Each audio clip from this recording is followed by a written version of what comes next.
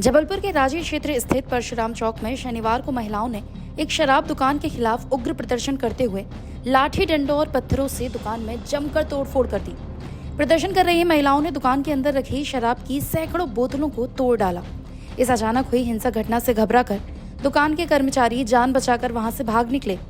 जानकारी के अनुसार परशुराम चौक में खोली गई शराब दुकान का स्थानीय महिलाओं द्वारा पिछले 15 दिनों से विरोध किया जा रहा था।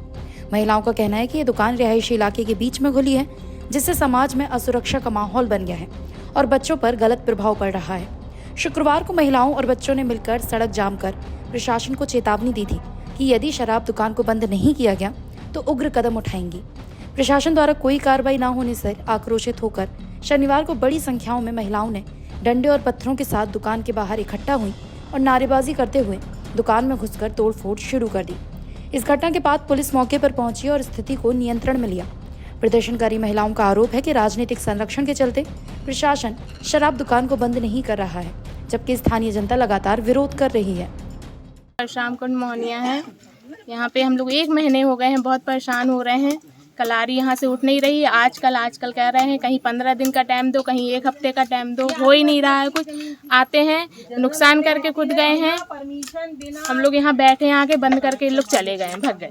जी, क्या चाह रहे हैं आप लोग? हम लोग यही चाह रहे हैं कि यहाँ से ये कलारी उठ जाए। क्या समस्याएं हो रही हैं? समस्या ये हो रही कि आने जाने में दिक्कत हो रही है, अकेले आ जा नहीं सकते हैं, बच्चे स्कूल कोचिंग जा नहीं सकते, अकेले दारू पी के बैठे रहते हैं, बस यही समस्या है। रोड सही नहीं है।